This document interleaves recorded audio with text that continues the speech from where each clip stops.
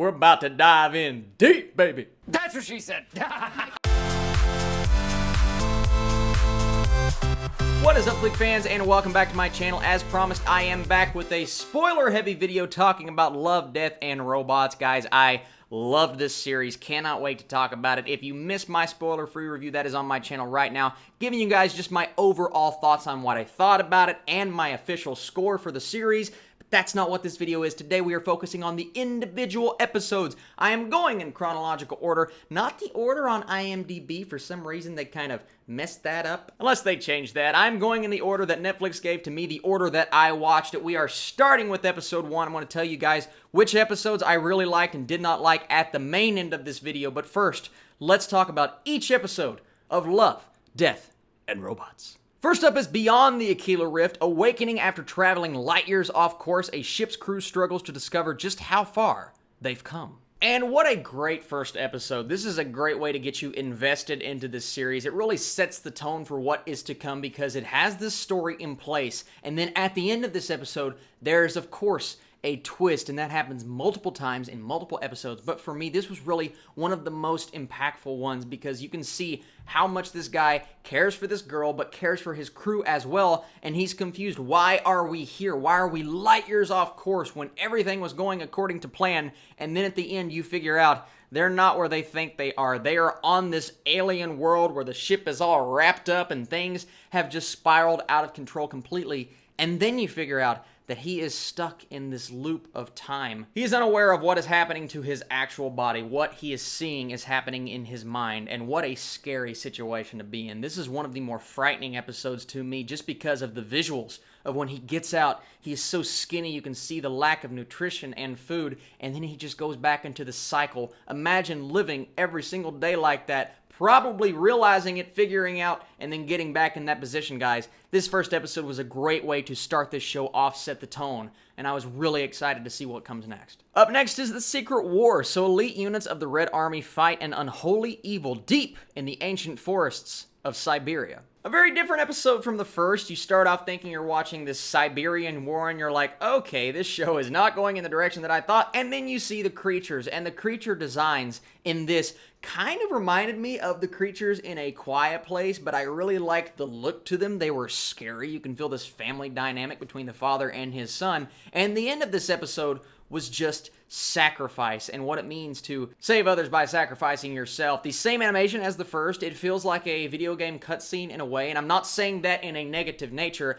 I think that looks really cool. It's something that you have to get your head wrapped around and get used to. Honestly, when that first episode hit and I'm watching these guys, I had to squint and be like, wait a second, are they real? No, this is full CGI, and it looked really cool. We've kind of gotten past that. What others like to call the Polar Express nature of something that is supposed to look realistic, but there's just something off about it. Now, I enjoyed Polar Express because I grew up with that film, but you can see how that has turned into what we see today in a show like Love, Death, and Robots, and I thought it looked really cool. The style of the first two episodes is very similar, even though the themes were slightly different. Up next is Sonnie's Edge. So in the underground world of beastie fights, Sonnie is unbeatable as long as she keeps her edge. This one is really cool because you get these fights between these giant kaiju-looking monsters. They literally reminded me of the kaiju from Pacific Rim, but I loved it. I thought the action was sweet. It is something that I had to think about for just a minute on how much I liked it, because at first I'm like, this one is very odd. It is very different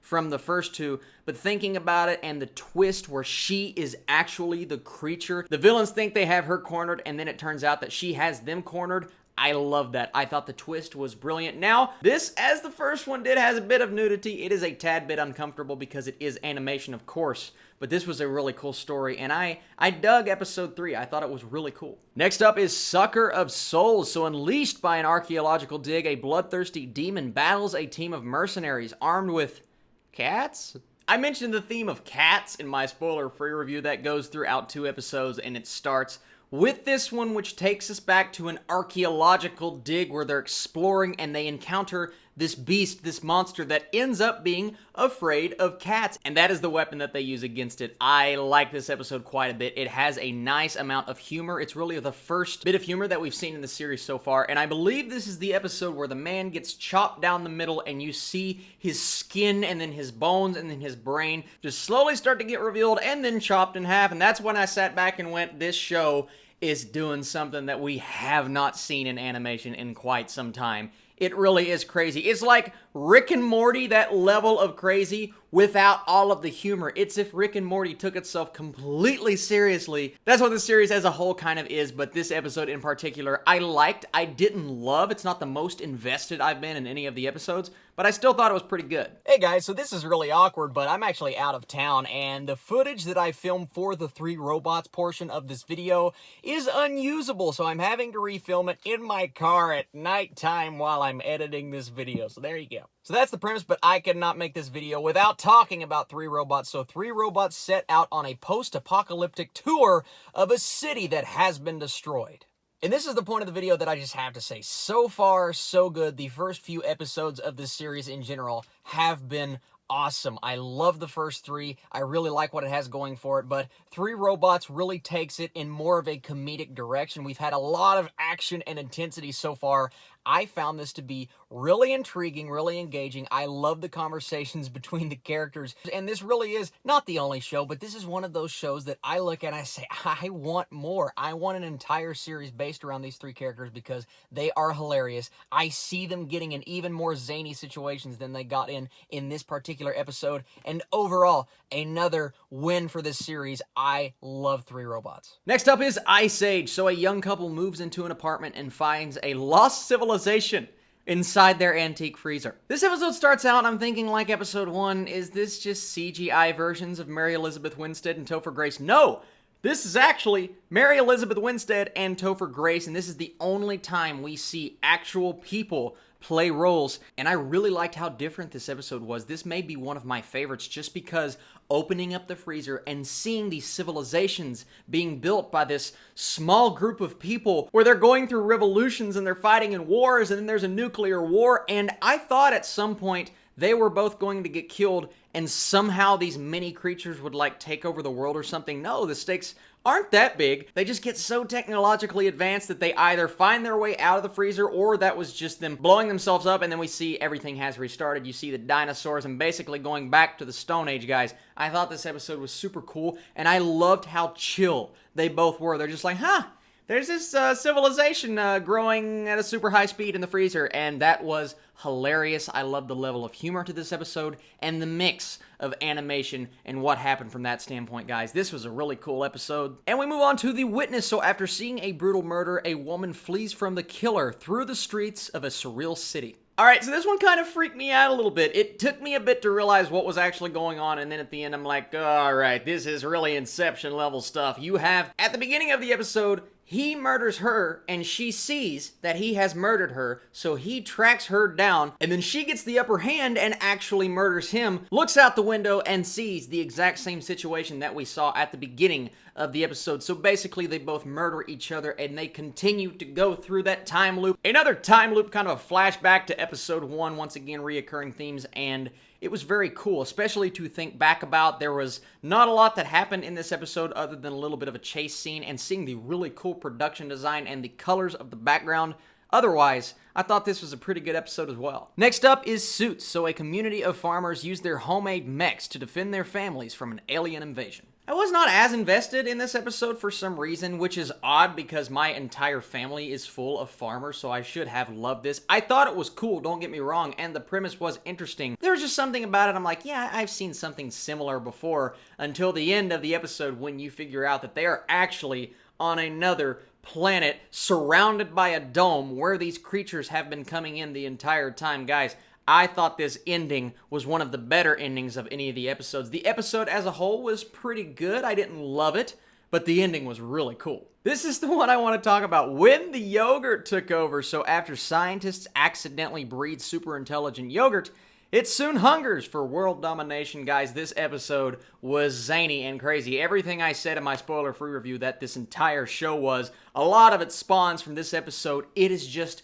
so different from anything I've seen before. When I saw this premise and I saw the title pop up on screen, also the way that they go about that is really cool, but I'm like, when the yogurt took over, this is gonna be stupid. And it was stupid. But they embraced it, and they made it hilarious, and I thoroughly enjoyed where they went with it because it became this super intelligent being or organism that slowly started to solve all of the world problems, similar problems to what we are seeing today in science fiction movies and whatnot, and then they blast off into space at the end, and I'm just like, brilliant. 6 minutes, one of the funnier animated short films I've seen in quite a while. That's kind of what I consider these episodes. They're like their own short film because they all tell a complete and completely cohesive story, which I like. But this episode in particular, not everyone's going to love it because it's just so weird, but it's my style of weirdness. I don't know why I enjoyed it so much, but it was really funny. And the fact that it chose Ohio, I loved it. And next up is Good Hunting. So the son of a spirit hunter forges a bond with a shape-shifting creature. So I love the animation on this one. It felt very Disney-esque mixed with anime, and I thought that was brilliant. The storytelling was also really cool.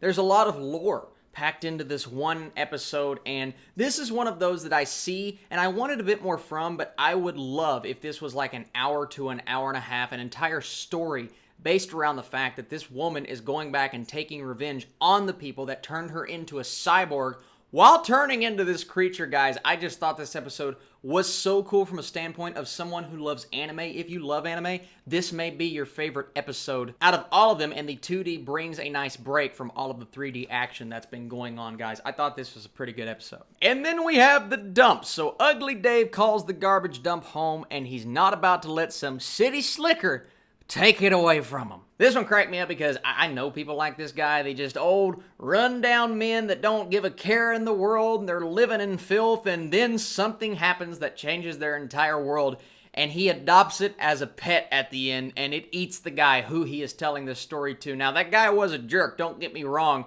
This one I thought was pretty good, not my favorite. I don't think it's the most inventive episode out of the entire series, but it was so different and so funny at times. I thoroughly enjoyed it. Well, I feel like I'm just going to keep saying that. I thoroughly enjoyed most of these.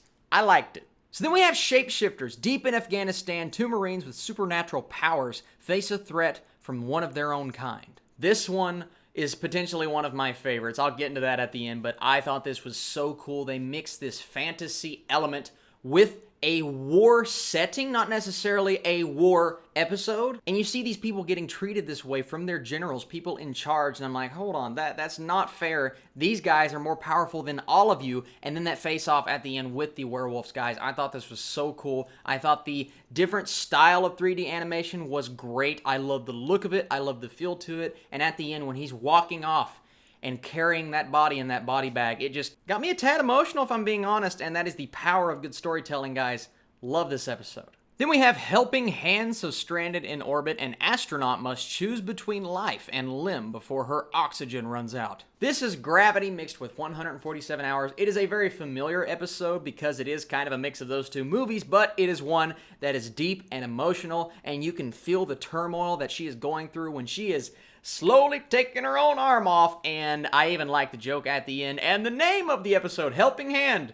I see what you did there. This is a really good one. It's a mix of sci-fi and horror in a way. It's definitely one that you do not want to skip unless you get a little queasy. Then, well, this whole series is like that. God, there's something so beautiful about Fish Night. So after their car breaks down in the desert, 2 salesmen take a dreamlike voyage to the dawn of time. And this one seems so simple, something that I feel like people should have thought of a long time ago. All that happens is their car breaks down. There's a little reference at the beginning, and as soon as he said that line, I'm like, oh no, something's gonna happen, and there's gonna be like fish ghosts or something. And then yeah, there's fish ghosts, and the guy that has never been around water before takes his clothes off and goes up into the spirit world and gets eaten by a spirit shark. I thought the colors were beautiful in this episode. The animation style was a tad bit different. Once again, still 3D, but I loved it. I thought it was gorgeous. Such a simple premise, packing such a powerful punch at the end, guys.